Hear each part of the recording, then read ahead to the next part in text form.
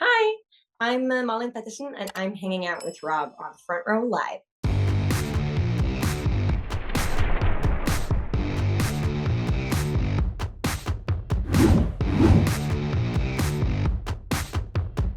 Hello, Malin. I'm super excited to be talking to you. You have a big week ahead. New record is here, and I really want to talk about like what that preparation is like ahead of a release for you. Does it change every single time? Do you have this formula down that keeps you calm and collected during the process? Like, what is that like for you? I think it's always a bit different, but it tends to have certain qualities to it, like that preparation week or time. I always know that it's going to be going up and down, so I'm going to be loving the album in one moment, and then the next I'll be like, oh my god, what if we forgot something? What if it doesn't resonate with people? But I've gotten to learn how my mind works in those situations. So I have these these strategies that I use to prepare myself for disappointment, for happiness, for everything. So I try to just like tell myself that there's nothing that I would have done differently. There's nothing I want to change, and thus I can be happy with the album and the music, but also be allowed to, of course, hope that it resonates with people and remind myself that I don't like all of the music that's out there. And that doesn't mean that that's bad music. It just means that my specific mind, it doesn't really connect. But it doesn't mean anything more than that. So I try to reflect that back on myself as well. You kind of said a little bit about like just knowing to let it go or like being okay with how it is. How did you know that, first of all, you were writing this album? Where did that stem from for you? Like, did you actively go into the studio with that mindset of like, today I'm going to start day one of this record? Or is this one of those things where like it literally just like kind of spoke to you? It just needed to be out.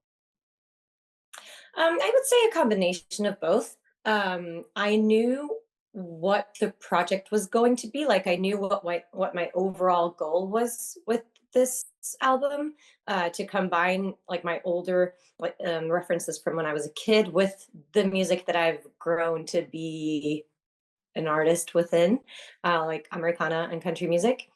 Um, so I knew that, but that's pretty wide. So the boundaries that are kind of set is the days that we have in the studio. You know that you have to like you have to get the groundwork done within those days. But we did a lot of preparation before we went into the studio. So we would take the demos that me and the band had made, my producer and I, Martin Horntvedt, we would take the demos and then we would like take everything apart and put it back together so that we kind of knew where we wanted to go with it in the studio and didn't like show up in the studio and not knowing anything. Um, and then it was all about getting the foundation first and knowing that we made that sound the way that we wanted. And then after that, we of course had some time to look back up on the songs and kind of see, is there anything missing here? Do we need to record new parts for some of the songs? Um, and then I don't know how to explain it, but after a certain while, you kind of just feel when a song is done. It's like we could put more harmonies on this, but it doesn't really need it. We're not missing it. We could have a guitar thing do something, but we're not really missing it. Okay, then I think the song is done. During this process, how would you say that, or how would you, yeah, how would you say that you were able to mesh this sound that you've been creating in your music with a little bit of like the sounds that you grew up listening to and still making it sound like something fresh? I feel like that's what you did with this album. So, what was that process like? And I feel like it was also a challenge to kind of figure out that right sound or that right way of doing things. Yes, it was very different. And going into it was felt like an adventure because I told Martin, the producer, I said, like, this is what I want to do. I stem from country Americana, but I grew up with Mariah Carey and TLC. And I want to somehow merge those two. And knowing from being very interested in the history of music, knowing that a lot of that music stemmed from a lot of the same background, like way back. I was like, there has to be a way, like there has to be a way of merging these musicalities together. But I didn't know how. So what we did was just try out stuff. We had to try out different sounds and be like, okay, so I think I want a nylon string guitar on this song because that really feels like the 90s to me, like some pop songs that was meant to feel sincere. It would have like an acoustic guitar or something on it. And as a kid, I would be like, oh my God, this is such a beautiful song. What a beautiful guitar.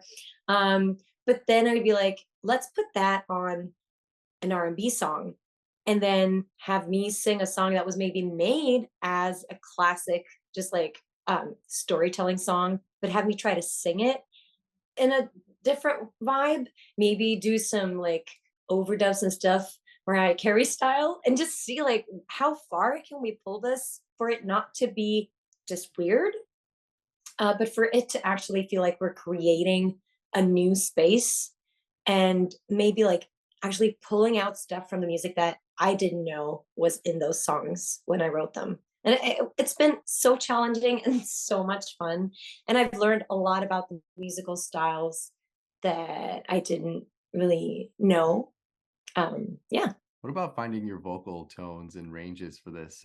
Just because, yeah, now it's you're going to be hitting so many different ranges and tempos at the same time with this kind of music or this kind of mesh of music. Yep. What was Yep. that like, and how did Martin help you be able to get comfortable trying new things vocally during this process? I think, first of all, what he did, which was very important to me, was that he at no point did he say like, no, don't try that, or no, don't go that way, or no, it's too much.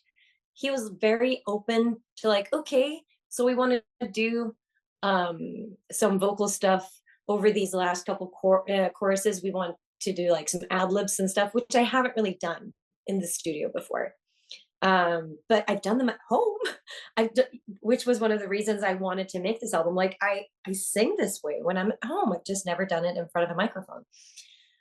So it was about taking time and also listening back and see like what works, what sounds like I'm trying to be Mariah Carey and not sounding like Mariah Carey, and what sounds like just me finding my tone and my voice within that range of music, and not wanting to like I in no way did I want to step into, let's say, R&B music and say I am an R&B artist. This is because I'm not. That's There are so many great people making that music and really living that music, and for me, this is kind of like a study of trying to also acknowledge that it's not just country and Americana music I listened to growing up. I also did listen to a lot of this music, and I want to kind of have that shine through in my music as well as a thank you to all of the inspiration that that has given me. Which song would you say that you had trouble finding words to finalize it?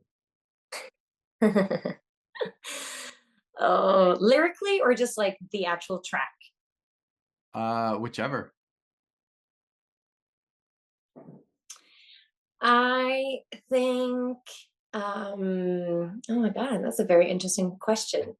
I think that there were songs where um, I had written them and they had been played, like "Easy on You" was a song that we had done live before with the band.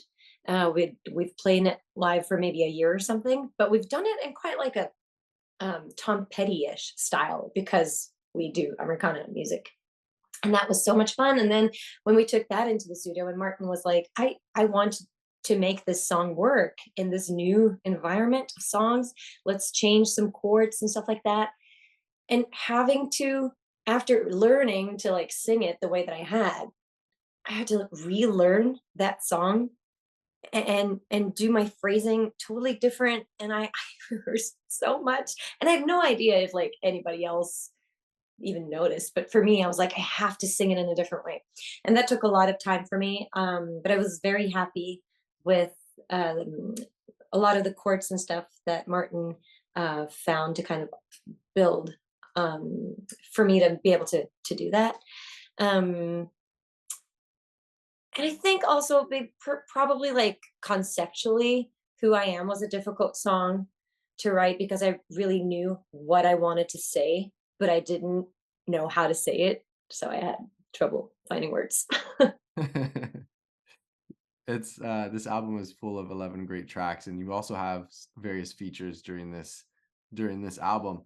What was it about these Yeah. features that you felt they were important for this record, and how did you go about as far as discovering these artists to put them on your tracks? So what we knew was that we wanted other vocals on the album to enrich it and to make it feel even more vibrant and alive. And for me to, I mean, this is like going on, um, like I said earlier, like an adventure. I'm discovering new things. And if I were to do that with just the people that I normally work with, it wouldn't really be much of a push outside of my normal, like my comfort zone. So we knew that like this is going to need people, first of all, need people who do work within these genres that I am trying to find my place within.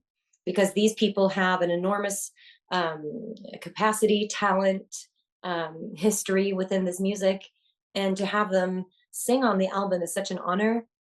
And I remember Bergliot Bjella, who is one of the people that I sing a duet with on this album.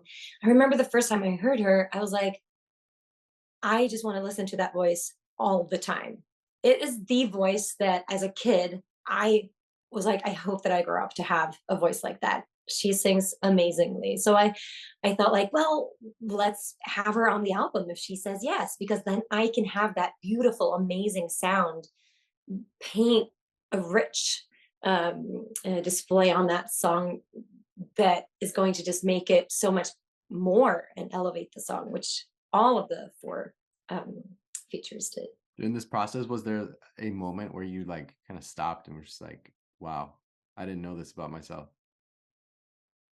About me, Yeah, like during whether it was like vocally or just the way you write or just like you with hmm, instrumentations. yeah, I definitely think so, and it it's always a blast when that happens, and especially when the goal of the project that you're working on is to discover new things about yourself, and to learn new things, which was the goal of this album.